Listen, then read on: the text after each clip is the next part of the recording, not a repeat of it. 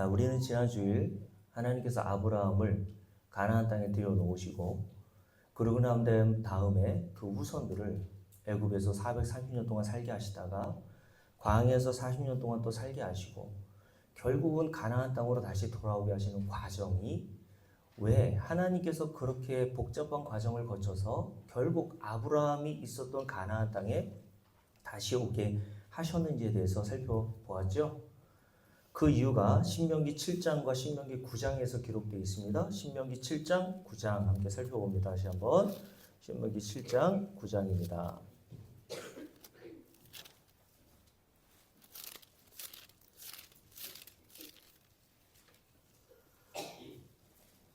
신명기 7장과 9장인데요.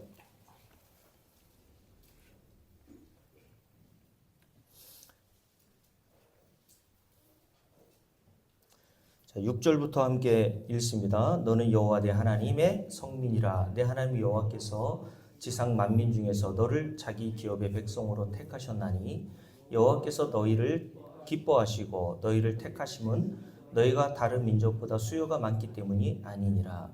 너희는 오히려 모든 민족 중에서 가장 작으니라.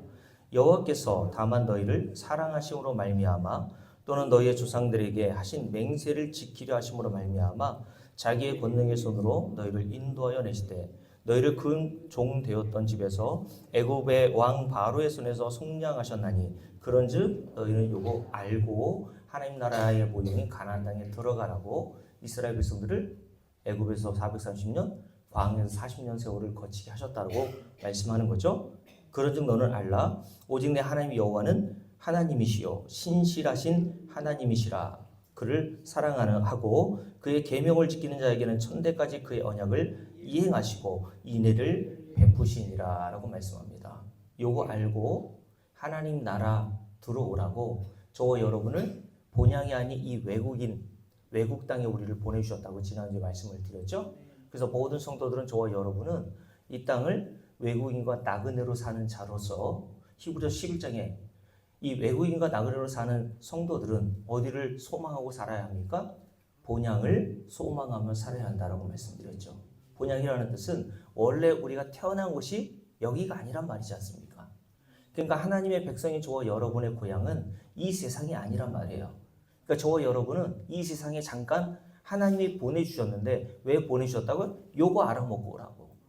너에게는 하나님 나라에 들어갈 어떤 자격과 조건이 없고 원인이 없다. 그런데 너희들이 어떻게 해서 하나님 나라에 들어가게 되었니? 하나님이 다만 너희를 사랑하심으로 말미암아. 그리고 두 번째로 하나님께서 아브라함 때부터 너에게 언약하신 그 언약을 지키시는 것 때문에 너희들은 거저 너희들에게는 원인이 없지만 하나님의 이러한 성품으로 말미암아 하나님 나라에 들어가게 된 것이라는 사실을 이스라엘 백성들에게 알고 오라고 광야 40년, 애굽 430년 동안 세월을 보내게 하셨다고 말씀을 드렸습니다. 그러니까 저와 여러분들도 이 세상에서 요거 알고 가면 되는 거예요. 자, 신명기 9장도 한번 볼까요? 신명기 9장. 신명기 9장 3절부터 함께 읽습니다. 오늘 너는 알라. 여기서도 너는 알라고 얘기합니다. 뭘 알아야 합니까? 내 하나님 여호와께서 맹렬한 불과 같이 내 앞에 나아가신즉 여호와께서 그들을 멸하사 누가요? 여호와께서. 그들은 누구냐면 가나안 땅 족속들, 이스라엘 백성들이 그렇게 두려워했던 거인 족속인 아낙 조선이 버티고 있고 견고한 성으로 둘러싸여 있었던 그 가나안 땅을 이스라엘 백성들이 어떻게 들어가게 되냐면 여호와께서 그들을 멸하실 거라는 말씀하는 겁니다. 그러면서 이렇게 얘기합니다. 내 앞에 엎드러지게 하시리니 여호와께서 내게 말씀하신 것 같이 너는 그들을 쫓아내며 속히 멸할 것이라. 내 하나님 여호와께서 그들을 내 앞에서 쫓아내신 후에 네가 심중에 이르기를 내 공의로움으로 말미암아 여호와께서 나를 이 땅으로 인도하여 들여서 그것을 차지하게 하셨다 하지 말라. 이 민족들이 악함으로 말미암아 여호와께서 그들을 내 앞에서 쫓아내심이니라. 네가 가서 그 땅을 차지함은 네 공의로 말미암음도 아니며 네 마음이 정직함으로 말미암음도 아니요 이 민족이 악함으로 말미암아 네 하나님 여호와께서 그들을 내 앞에서 쫓아내셨습니다. 여호와께서 이같이 하심은 네 조상 아브라함과 이삭과 야곱에게 하신 맹세를 이루려 하심이니라. 그러므로 네가 알 것을, 여기서도 네가 요거 꼭 알고 와야 돼. 함께 읽습니다. 네 하나님 여호와께서 내게 이 아름다운 땅을 기업으로 주신 것이 내 공의로 말미암음이 아니니라. 너는 복이 곧은 백성이니라. 너는 광야에서 내 하나님 여호와를 경노하게 하던 일을 잊지 말고 기억하라. 네가 애굽 땅에서 나오던 날부터 이곳에 이르기까지 어떻게 했습니까? 늘 여호와를 거역하였을 때. 그리고 24절 말씀도 함께 봅니다. 내가 너희를 알던 날부터 너희가 항상 여호와를 거역하여 왔느니라 라고 했습니다. 늘, 항상, always. 하루도 거르지 않고 너희들이 한 일을 생각 좀 해보라는 거예요. 너희들이 정말 네 능력과 네가 어떤 조건과 자격이 있어서 하나님 나라의 모형이 가나안 땅에 들어간 것이 아니라는 것을 너는 꼭 알고 들어와야 돼. 그러면 네가 하나님 나라의 모형이 가나안 땅에 들어간 것은 전적인 하나님의 은혜 덕분 아니냐? 요것을 알라고 저와 여러분을 이 세상 가운데 보내주셨단 말이에요. 그래서 저와 여러분은 교회에 나와서 매일마다 요거 배우고 돌아가면 되는 겁니다. 부자 되는 법, 자녀 잘 키우는 법, 행복하게 사는 법, 이거 배우려고 교회에 나온 거 아니에요. 그런 거 배우려고 나왔다면 빨리 어디로 가셔야 돼요? 4월 초파일도 얼마 남지 않았는데 빨리 절로 가세요. 네? 그런 거 없단 말입니다, 교회는. 자, 그래서 다시 한번 골로새 2장을 한번 볼게요. 우리가 읽은 본문에 보면 그래서 사도 바울이 골로새 2장에서 이렇게 이야기를 하죠. 골로새 2장 우리가 13절부터 15절까지 읽었지 않습니까? 다시 한번 함께 읽습니다. 13절부터 15절까지 함께 읽습니다. 또 범죄와 육체의 부활로 죽었던 너희를 하나님이 그와 함께 어떻게 하셨어요? 살리시고 우리의 모든 죄를 사하시고 누가요? 여호와께서 우리를 살리시고 우리의 모든 죄를 사하시고 주어는 항상 여호와 하나님이시란 말이에요. 우리가 여기에 보태는 것이 하나도 없다고 말씀을 드렸죠. 그리고 이렇게 말씀하시죠. 14절 우리를 거스르고 불리하게 하는 법조문으로 쓴 증서, 이게 율법인데 이것을 다른 성경 번역본에 보면 빈문서라고 했단 말이죠. 우리가 하나님께 죄를 지으면 빚을 진 겁니다. 빚을 지으면 그 빚을 갚아야 되지 않겠습니까? 빚을 져본 사람은 그 심정을 알죠. 전화 오면 마음이 덜컥 돌고 하지 않습니까? 그런데 우리가 그 빚을 우리가 갚을 수 있는 능력이 없습니다. 그래서 마태복음 18장에 보면 주님께서 1만 달란트 비유에 대한 말씀을 하신 거죠. 1만 달란트 비유에 그 1만 달란트 양은 얼마나 그랬습니까? 계산하기 좀 복잡하니까 그냥 한마디로 인간이 도저히 평생을 갚아도 갚을 수 없는 금액이 1만 달란트라고 얘기했잖아요. 그래서 저와 여러분이 쉬지 않고 20세부터 80세까지 일하면 겨우 3달란트 갚을 수 있다고 얘기했습니다. 그러니 저와 여러분의 빚을 다 갚지 못하면 마태복음 5장에 보면 조금이라도 홀이라도 그 빚을 갚지 않으면 하나님 나라에 들어가지 못할 뿐만 아니라 지옥에서 나올 수 없다고 얘기했거든요. 그러니 저와 여러분이 들어가야 할 지옥이라는 것은 10년, 20년, 100년 살다가 나오는 것이 아닙니다. 그 정도 살다가 나오면 여러분들 마음대로 그냥 살아도 돼요. 그래서 전에 말씀드렸잖아요. 단테가 쓴 신곡에 보면 지옥편에 지옥 현관에 뭐라고 붙어 있다고 말씀드렸냐면 너희의 모든 가지고 있는 소망을 버려라 이렇게 쓰였단 말입니다. 그런데 그 빚을 우리가 갚을 수도 없는 그 빚을 누가 갚으셨다고요? 하나님께서 자기 아들 예수 그리스도를 통해서 다 갚아 버리신 겁니다. 그러니 저와 여러분이 갚아야 될 빚이 남아 있어요, 없어요? 없어요. 그래서 오늘 말씀 다시 한번 함께 읽습니다.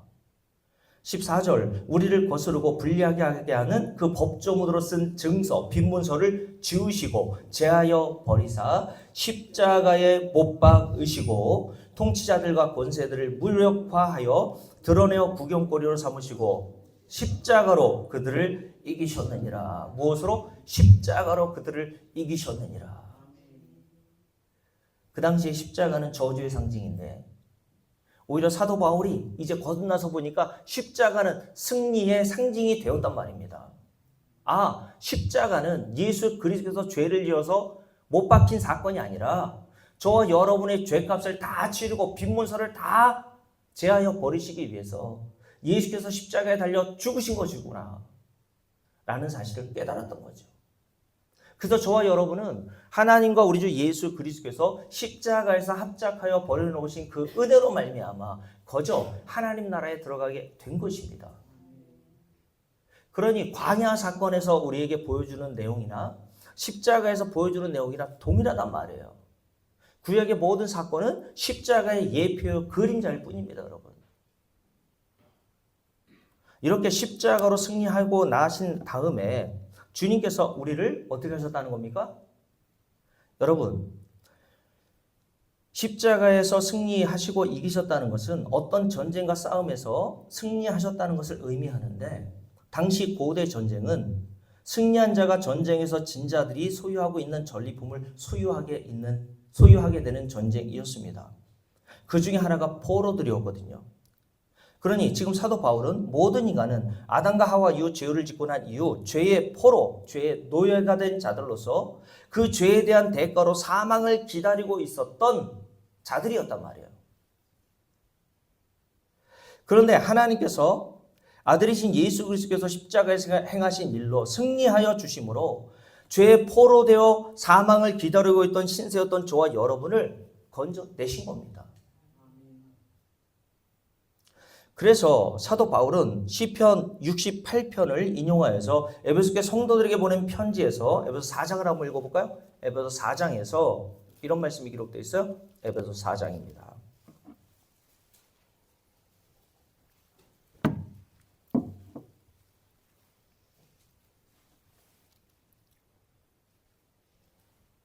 에베소 4장 7절부터 함께 쭉 읽습니다. 우리 각 사람에게 그리스도의 선물의 분량대로 은혜를 주셨나니, 여기서 선물, 은혜는 같은 의미입니다.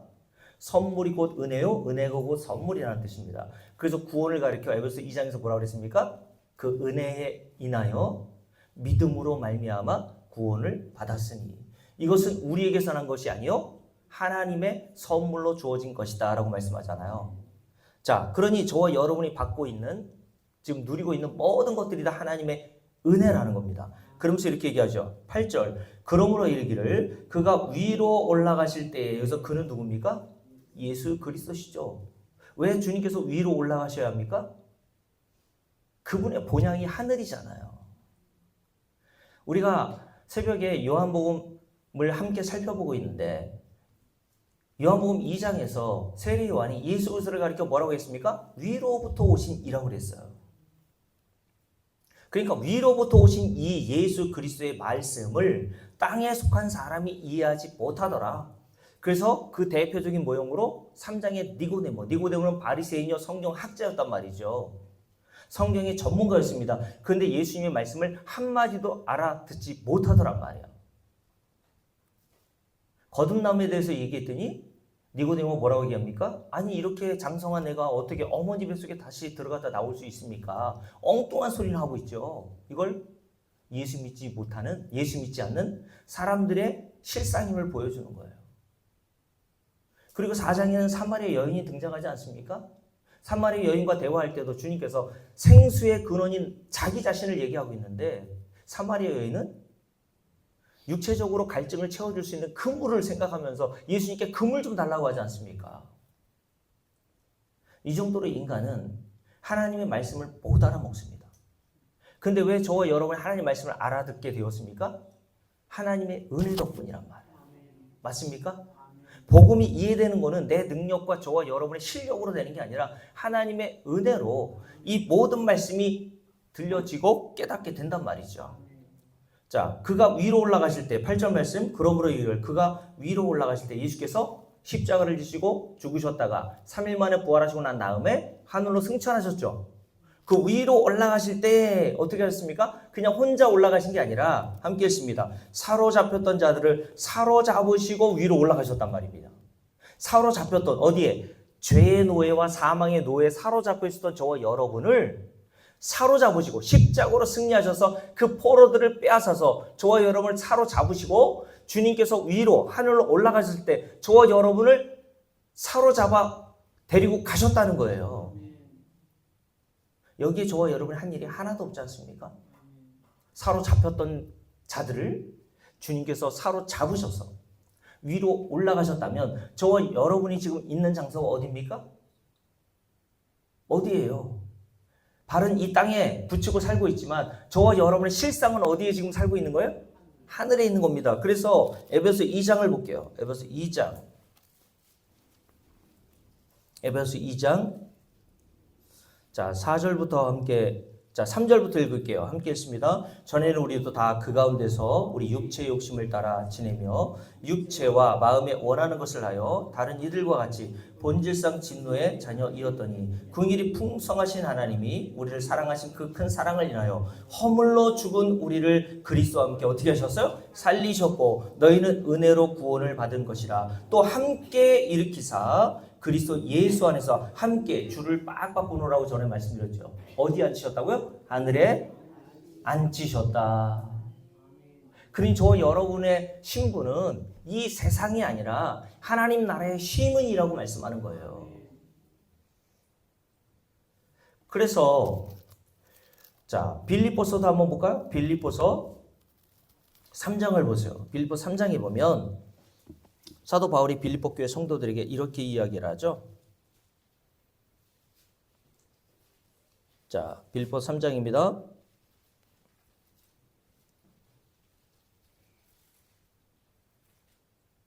20절 말씀 함께 읽습니다. 그러나 우리의 시민권은 어디에 있다고요? 하늘에 있는지라. 거기로부터 구원하는 자 곧 주 예수 그리스도를 기다리노니 그는 만물을 자기에게 복종하게 하실 수 있는 자의 역사로 우리의 낮은 몸을 자기 영광의 몸의 형체와 같이 변하게 하시리라 라고 말씀합니다. 우리의 시민권은 어디에 있다고요?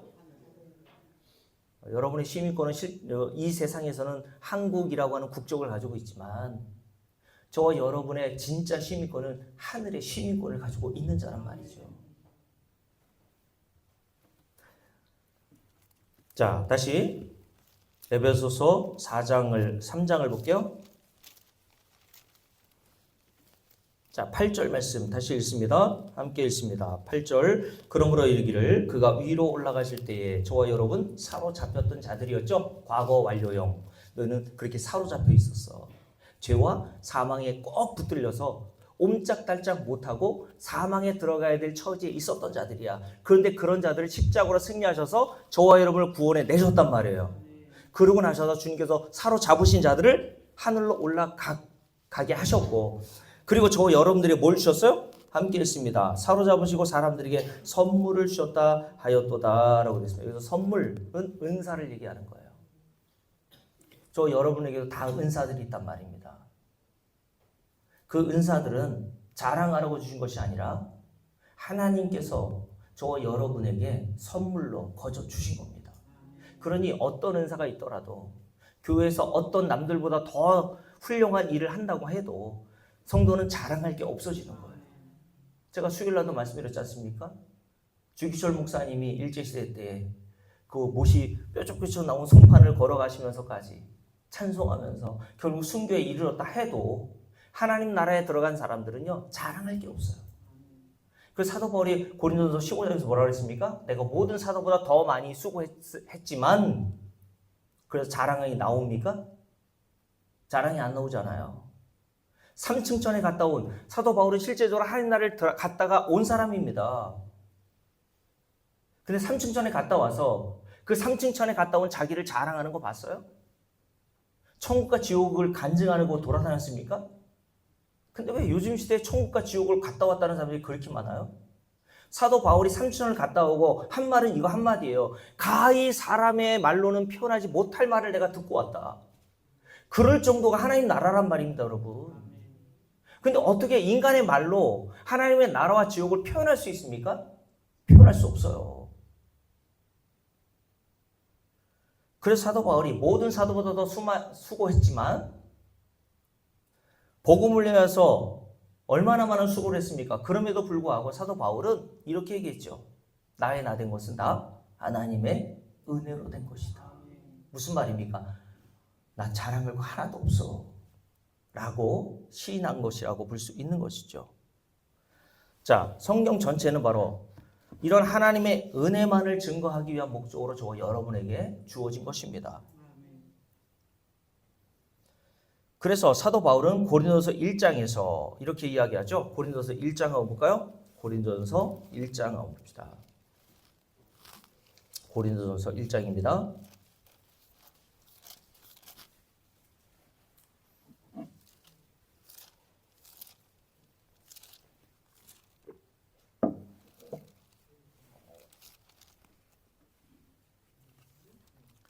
자, 고린도서 1장 30절 말씀 함께 읽습니다. 너희는 하나님으로부터 나서 그리스도 예수 안에 있고 예수는 하나님으로부터 나와서 우리에게 지혜와 의로움과 거룩함과 구원함이 되셨으니 라고 되어 있는데 이 부분을 공동번역성에서는 좀 더 잘 이해하도록 이렇게 번역해놨어요. 제가 읽어드릴게요. 그러나 하나님께서는 여러분을 그리스도 예수와 한 몸이 되게 하셨습니다. 그리스도는 하나님께서 주신 우리의 지혜입니다. 그분 덕택으로 우리는 하나님과 올바른 관계에 놓이게 되었고 하나님의 거룩한 백성이 되었고 해방을 받았습니다. 이것은 다 하나님께서 하신 일입니다. 이렇게 번역했어요. 다 누구 덕분에? 그분 덕택에. 우리는 거저 하나님이 주시는 하늘에서 신령한 모든 복을 받은 자가 되었다라고 말씀하고 있는 것이죠. 성경 전체가 이 은혜에 대한 이야기만 하고 있습니다. 그래서 요한계시록 22장 우리가 지난주에 함께 살펴보았죠. 제가 읽어드릴게요. 요한계시록 22장 16절부터 19절인데요. 나 예수는 교회들을 위하여 내 사자를 보내어 이것들을 너희에게 증언하게 하였노라. 나는 다윗의 뿌리요 자손이니 곧 광명한 새벽별이라 하시더라. 성령과 신부가 말씀하시기를 오라 하시는도다. 듣는 자도 오라 할 것이요 목마른 자도 올 것이요 또 원하는 자는 값없이 생명수를 받으라 하시더라. 내가 이 두루마리의 예언의 말씀을 첫 번째 두루마리의 예언의 말씀은 요한계시록을 말하는 것이고 2차적으로는 성경 전체를 말하는 것이라고 볼 수 있어요. 성경 전체에 이 두루마리에 예언한 이 말씀을 뭐라고 합니까? 듣는 모든 사람에게 증언하노니 만일 누구든지 이것들 외에 뭐하면? 더하면 하나님이 이 두루마리에 기록된 재앙들을 그에게 더하실 것이요 만일 누구든지 이 두루마리의 예언의 말씀에서 제하여 버리면 하나님이 이 두루마리에 기록된 생명나무와 빛 거룩한 성에 참여함을 제하여 버리시리라 라고 말씀하셨어요. 무슨 말입니까?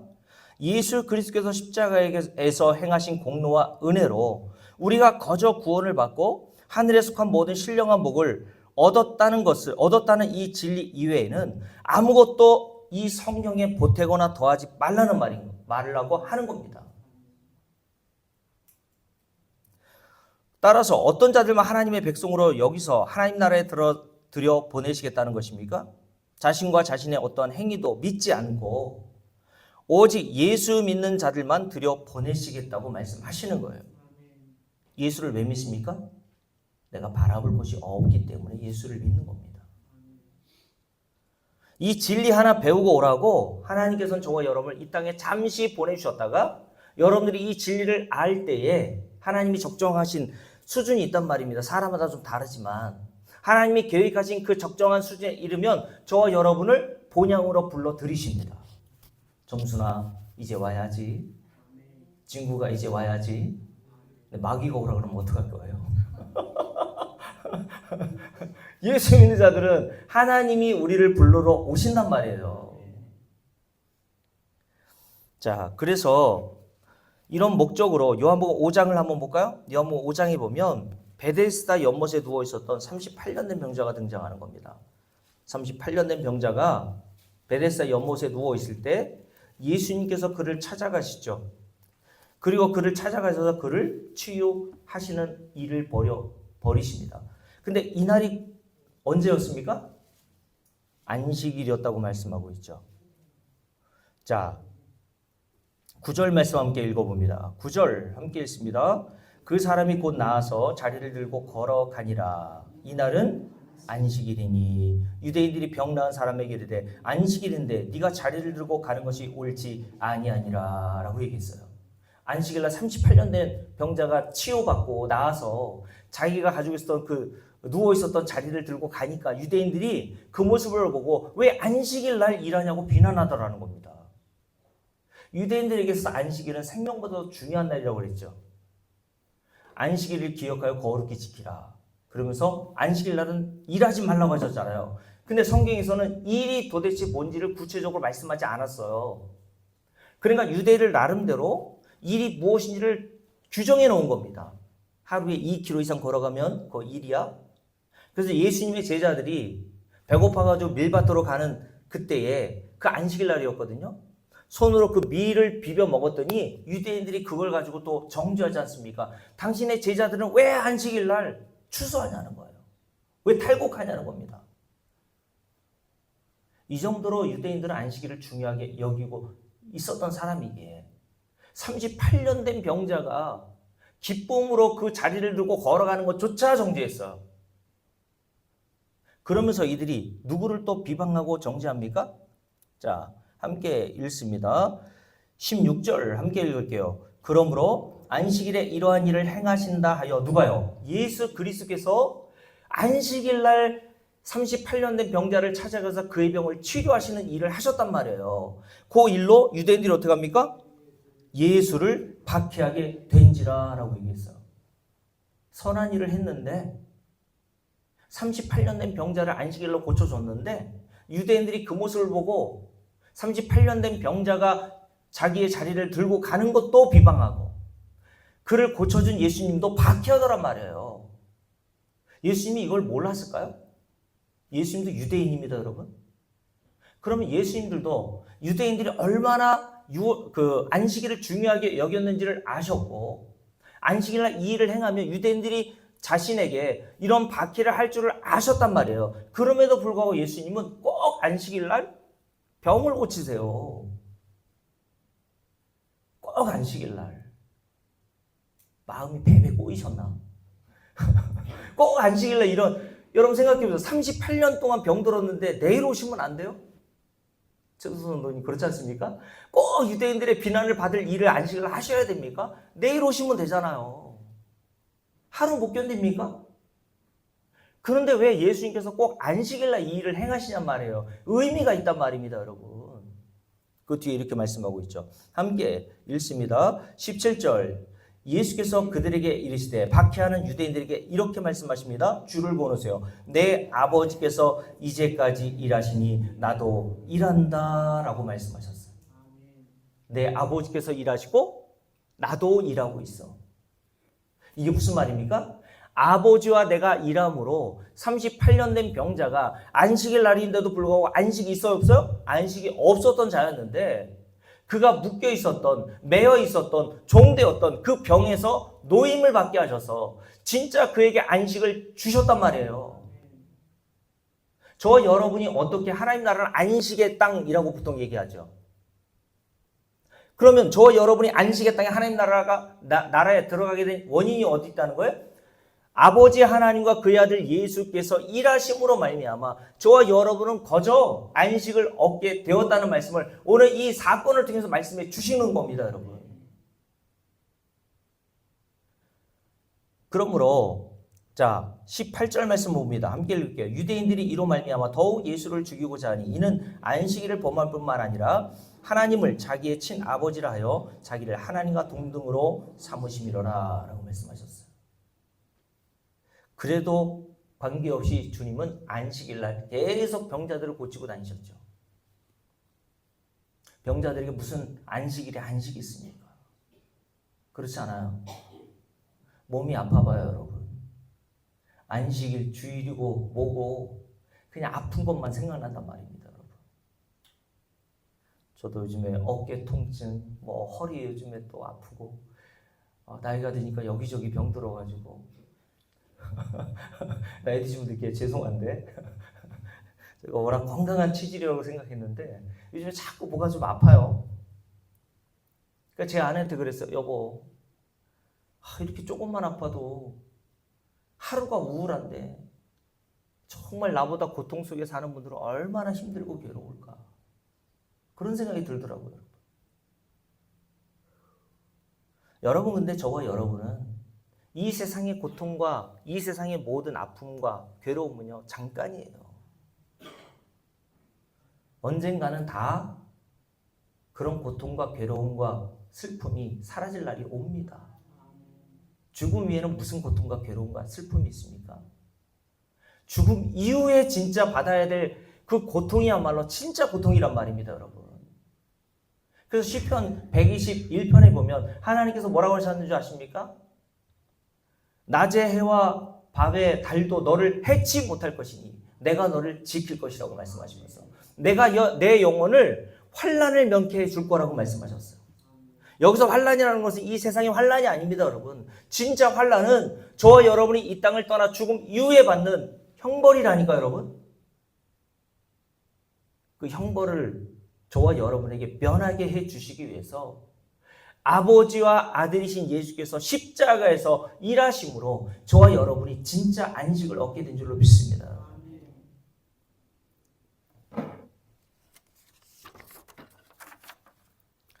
자, 그래서 이런 모형으로 사무엘상 30장을 한번 볼게요. 사무엘상 30장. 사무엘상 30장입니다.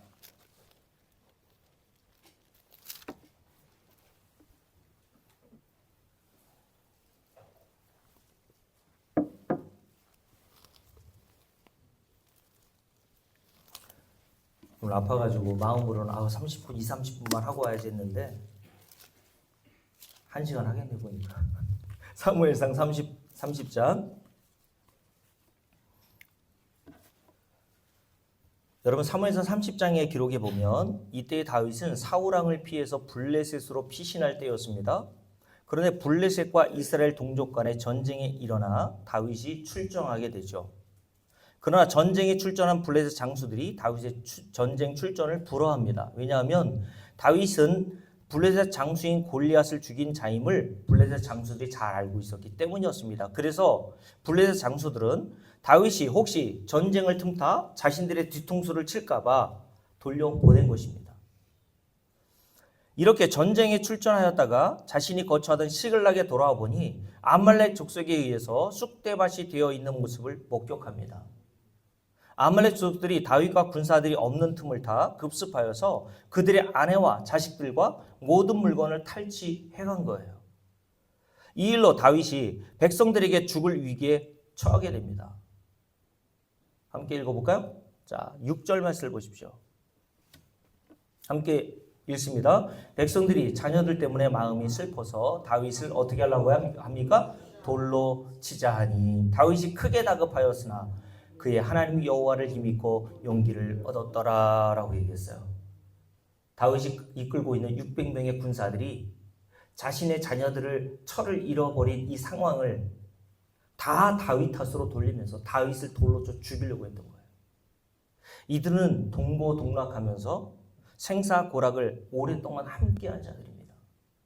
그럼에도 불구하고 위기 앞에서 인간이 이렇게 돌변하더라는 거예요.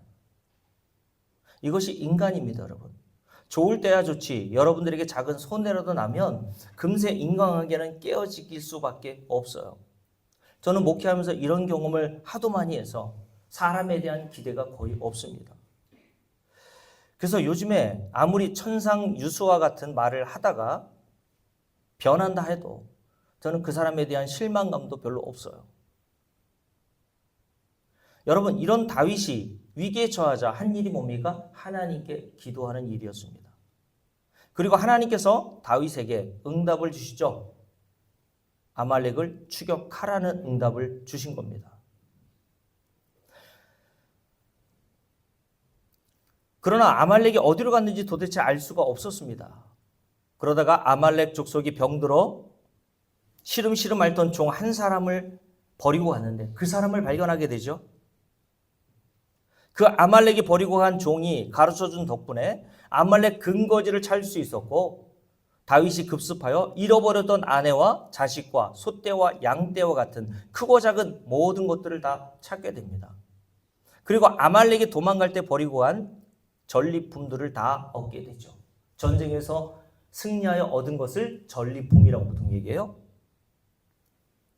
이것을 사무엘상 30장 20절에 보면 이런 말을 하죠. 함께 읽습니다. 다윗이 또 양떼와 소떼를 다 되찾았을 때 무리가 그 가축들을 앞에 몰고 가며 이르되 이는 다윗의 전리품이라 하였더라. 다윗이 승리하여 얻은 전리품이라고 노래를 했다는 거예요. 다윗 덕분이야. 이렇게 말이죠.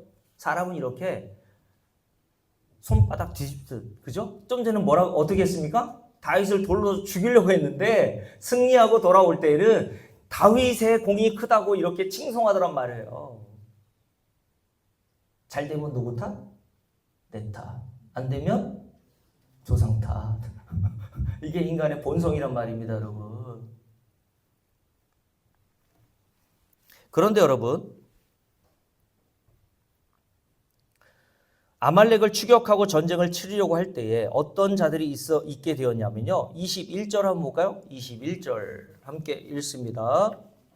다윗이 전에 피곤하여 능히 자기를 따르지 못하므로 부솔 시내에 머물게 한 200명에게 오매 그들이 다윗과 그의 함께한 백성을 영접하려 나오는지라. 다윗이 그 백성에게 이르러 문안하여 라고 되어 있죠.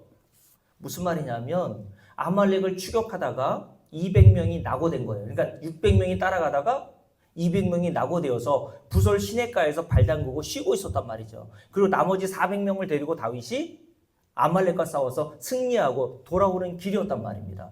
그때에 부솔 시내가에 있는 사람들이 다 나와서 다윗과 그의 병사들을 영접했다는 얘기를 하는 거예요. 이때 어떤 주장을 하는 자들이 나옵니까? 30장 22절 함께 읽습니다.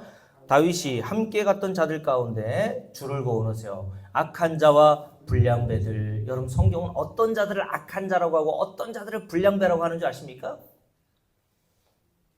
이들이 이렇게 주장했단 말이에요. 함께 읽습니다.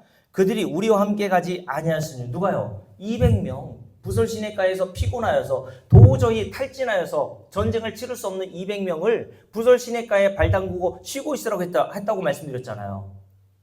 그들에 대하여 이렇게 말하는 겁니다. 그들이 우리와 함께 가지 아니하였은즉 우리가 도로 찾은 물건은 무엇이든지 그들에게 주지 말고 각자의 처자만 데리고 떠나가게 하라 하는지라 라고 얘기했어요. 무슨 말입니까? 400명은 죽을 각오를 하고 전쟁터에 나가서 전쟁을 싸워 승리하고 돌아온 자들이고 200명은 그동안 뭐하고 있었습니까? 부솔 시내가에서 발 담그고 쉬고 있었단 말이에요. 그러니까 400명의 군사들이 다윗에게 요청하는 겁니다. 자등으로 상급을 나눠줍시다. 이런 자들을 성경에서 뭐라고 한다고요? 악한 자와 불량배라고 해요. 자등 얘기하고, 네? 여러분, 이 사람들의 주장이 한편으로는 옳다는 주장을 하지 않습니까? 생각해 보세요, 여러분. 이들이 전쟁을 치르고 왔다는 것은 생사를 넘나드는 고생하다가 결국 전쟁에 승리했다는 거 아닙니까? 전쟁은 장난이 아니에요. 생명 내걸고 하는 게 전쟁입니다. 그러니 이들에게는 전쟁에서든 상처들로 가득했을 거예요. 안 다칠 리가 없지 않습니까? 여기저기 상처. 네? 그러면서 다리를 쩔뚝쩔뚝 하면서 승전하면서 돌아오는 이들이 200명 부솔 시내가에서 발 담그고 놀고 있는 그들을 보면 어떤 생각이 들겠어요? 당연히 이런 말을 하죠. 저들은 한 일이 아무것도 없잖아요. 우리는 목숨 걸고 당신과 함께 전쟁에서 싸웠지 않습니까? 그러니까 저들에게는 뭐만 돌려주자? 처자식만 돌려주고 나머지 전리품들은 우리가 나눠 가집시다. 손님 권사님, 이런 주장이 논리적으로는 이성적으로는 맞아요, 틀려요? 맞죠. 예를 들어서 강윤사님이 400명에 속해 있고 손유구 권사님이 부솔 시내가에서 발 담그고 노는 사람이라고 생각해 보세요. 어떤 생각이 들어요? 이런 말을 하고도 남을 사람 아닙니까, 우리는? 그러니까 저와 여러분은 어떤 자들이에요? 악한 자와 불량배들이란 말입니다. 우리는 자본주의는 선하다고 생각해요. 네? 일한 대가대로 받고 능률이 있는 사람들대로 차등으로 나누고 이런 것에 우리가 뼛속 깊이 그런 것들이 젖어 있기 때문에 자본주의 세상은 선하고 그렇지 않은 것은 악하다고 생각하는데 자본주의가 정말 선합니까, 여러분? 빈익빈 부익부 이게 정말 선한 거예요?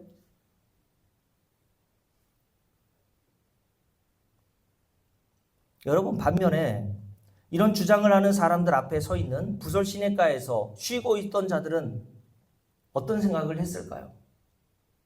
입이 10개라도 그들의 주장을 반박할 수 없겠죠. 그렇지 않습니까? 한 일이 있어야죠. 당연한 말이기에 그저 잃어버린 아내와 자식만 얻어도 감사한 일이지라고 생각하며 고개를 푹 숙이고 있었을 것이 당연합니다. 그러면 여러분, 이 전쟁에서 가장 큰 공을 세운 사람이라고 하면 누구겠어요? 차등으로 나누자면 가장 큰 공을 세운 사람은 누구예요? 다윗 아닙니까, 여러분? 전장에서 맨 앞에서 지휘하면서 생명 내어 걸고 그들을 지휘했던 다윗이야말로 전리품 중에서 가장 많은 전리품을 차지해야 될 사람 아닙니까? 그런데 다윗이 뭐라고 하는지 보세요. 그렇게 할 수 없다고 얘기합니다. 그러면서 30장 24절 25절 30장 24절 25절 함께 읽습니다.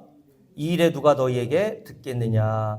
전장에 내려갔던 자의 분깃이나 소유물 곁에 머물렀던 자의 분깃이나 어떻게 한다고요? 줄을 걸으세요. 동일할지니 같이 분배할 것이니라 라고 이렇게 말할 뿐만 아니라 그 200명의 부설 시냇가에서 발 담그고 쉬고 있었던 그들도 어찌됐든 전쟁에 참여하긴 참여했다가 피곤하여서 기진맥진해서 도저히 전쟁에 참여할 수 없었으니까 그래도 이 사람들은 이렇게 이야기하는 것이 당연하죠. 그런데 다윗이 어떻게까지 하는지 한번 보세요. 자, 25절 말씀 쭉 읽습니다. 그날부터 다윗이 이것으로 이스라엘의 율례와 규례를 삼았더니 아예 법으로 정해놨다는 거예요. 전쟁에 참여해가지고 차등으로 나누는 일이 없도록 법으로 정해놨다는 겁니다. 오늘까지 이르니라. 26절 다윗이 시글락에 있는 전리품을 그의 친구 유다 장로들에게 보내어 이르되 보라 여호와의 원수에게서 탈취한 것을 너희에게 선사하노라 하고 베델에 있는 자와 남방 라못에 있는 자와 앗딜에 있는 자와 아로엘에 있는 자와 신못에 있는 자와 에스드모아에 있는 자와 라갈에 있는 자와 여라무엘 사람의 성읍들에 있는 자와 겐 사람의 성읍들에 있는 자와 홀마에 있는 자와 고라산에 있는 자와 아닥에 있는 자와 헤브론에 있는 자에게와 다윗과 그의 사람들이 왕래하던 모든 곳에 다 나누어 보내더라. 진짜 아멘이에요, 여러분? 여러분 400명이라고 생각해 보라니까요. 400명 군사로 생명 걸고 나가서 전쟁에서 승리하고 돌아와서 전리품을 이만큼 얻었는데 전쟁에 참여하지도 않은 200명에 줄 뿐만 아니라 지금 200명이라도 전쟁에 참여하기라도 했다고 하지 않습니까? 전혀 전쟁에 한 번도 일한 적이 없는 여러 유다 사람들에게 다 골고루 나눠주면 여러분의 몫은 뭐가 남습니까? 네? 강경사님 이러고 싶어요? 다 나눠주고 나면 뭐가 남아요? 남는 게 없단 말입니다, 여러분. 근데 왜 다윗이 자기가 가장 많은 공을 세웠으니까 자기가 가장 많은 전리품을 차지해도 아무 할 말이 없는데 굳이 왜 이렇게 한 것일까요? 정치하는 거예요? 네? 이제 사울이 좀 있으면 죽을 거니까 다른 사람들에게 잘 보여야지 하고 정치하는 겁니까? 오늘 말씀에 그 이유가 등장하죠. 23절 말씀 보십시오. 함께 읽습니다. 다윗이 이르되 나의 형제들아 여호와께서 우리를 보호하시고 누가요? 누가 우리를 보호하셨다고요? 여호와께서 우리를 보호하시고 또 뭐 하셨습니까? 우리를 치러 온 그 군대를 아말렉이죠. 우리 손에 넘기셨은즉 줄을 그으세요. 그가 우리에게 주신 것 줄을 그으세요. 그가 우리에게 주신 것 그것을 너희가 이같이 못하리라. 무슨 말입니까? 차등으로 나눌 수 없어. 왜요? 이 모든 전리품을 얻은 것이 하나님의 은혜 덕분 아니니. 그러니 어떻게 차등이란 말이 나와 너희들? 내가 이 전쟁에서 가장 먼저 앞서 나가서 너희들의 우두머리가 되어 싸워서 전쟁의 공가를 올렸다고 해도 난 자랑할 게 없어. 이 전쟁에 승리한 원인은 오직 하나님께 있어. 여호와께서 우리를 보호하시고 여호와께서 우리를 치러 온 그 군대를 우리 손에 넘기셔서 우리가 그 군대를 이겨 승리하여 전리품을 차지한 거야. 그가 우리에게 주신 것. 이것을 우리가 어떻게 차등을 나눌 수 있니? 여러분, 십자가로 승리하셨다고 주님께서 골로새 2장에서 사도 바울을 통해 말씀하셨죠. 아버지와 예수 그리스도를 통해서 우리가 거저 얻은 것이 하늘에서 간 신령한 복인데 어떻게 여기에 차등과 차별을 쓸 수 있어요? 어떻게 하나님 나라 들어가면 등급이 있고 상급이 나눌 수 있다고 말합니까? 이런 주장을 하는 자들을 성경에서 뭐라고 한다고요? 악한 자와 불량배. 악한 자와 불량배입니다.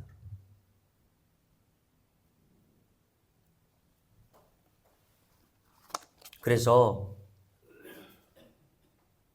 야고보서 1장 16절 17절에 이런 말씀을 하고 있어요. 내 사랑하는 형제들아 속지 말라. 온갖 좋은 은사와 온전한 선물이 다 위로부터 빛들의 아버지께로부터 내려오나니. 온전한 선물과 좋은 은사, 그 다라고 그랬어요. all, 영어상에 all, 모든 좋은 선물이 우리에게서 오는 것이 아니라 빛들의 아버지께로부터 우리에게 주어진단 말이에요. 그래서 오늘 사도가 아니죠. 다윗이 뭐라고 했다고요? 그가 우리에게 주신 것이라고 얘기했습니다.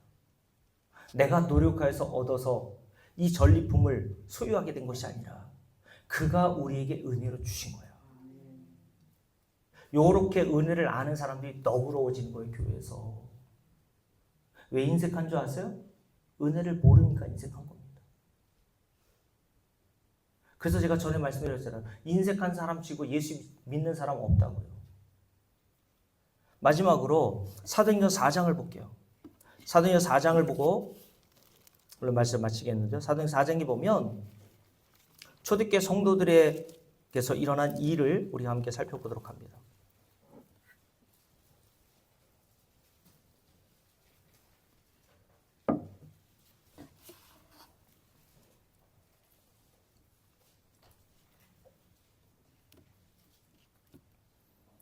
자, 사도행전 4장 31절부터 다 비셨죠?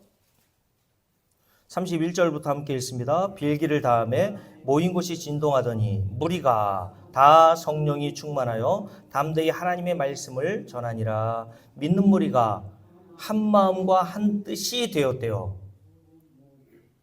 믿는 무리는 성도들을 말하죠. 한 마음 한 뜻이 되었대요.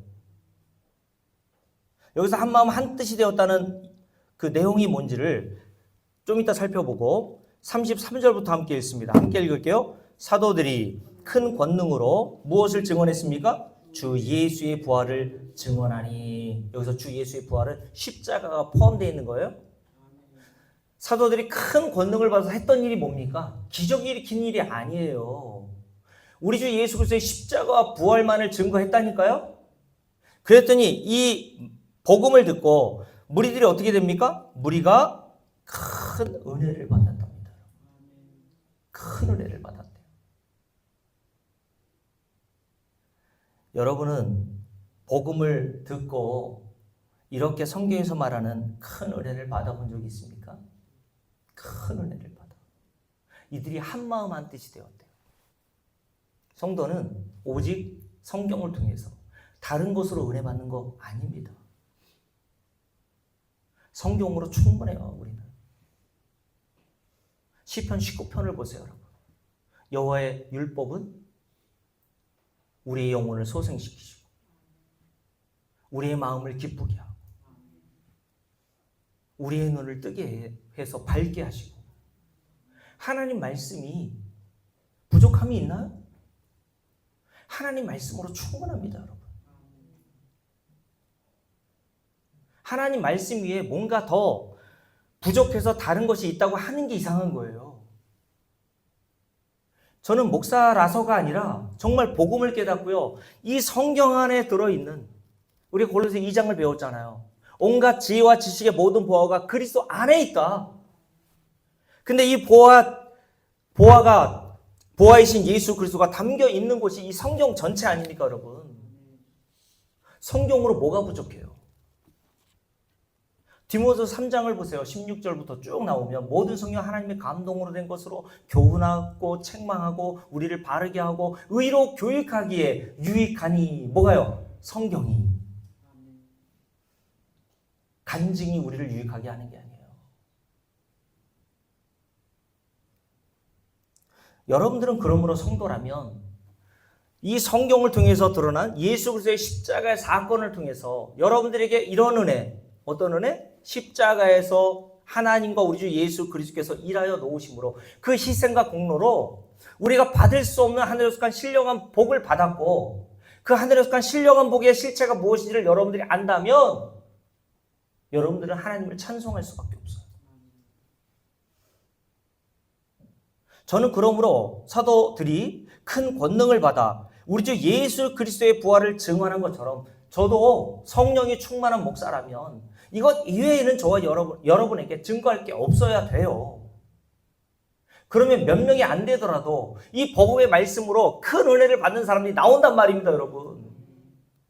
그런 사람들이 우리 교회에 실제로 있다니까, 여러분. 전에 제가 신명기 1장을 설교할 때가 있었거든요. 신명기 1장 여러분 기억하시죠? 이스라엘 백성들에게 모세를 통해 하나님께서 광야에서 너희들을 어떻게 인도하셨는지 쭉 설명하시면서 하나님이 먼저 너희보다 가셔서 모든 것들을 다 준비해 두셨다. 근데 저와 여러분은 이 말씀에도 별거 아니라고 생각하는데 이금희 목사님이 그러시더라고요. 그날 주일날 예배 드리고 그냥 밥도 안 드시고 그냥 가시려고 했다는 거예요. 그래서 왜 가시려고 했냐고 물었더니 이 말씀을 듣고 너무 눈물이 나서 집에 가서 실컷 울려고. 이런 분이 또 특이한 분이에요. 그죠?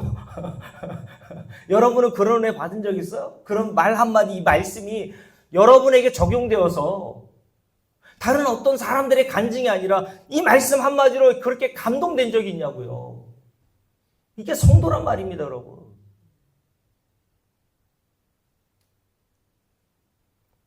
그러면서 이렇게 얘기하죠.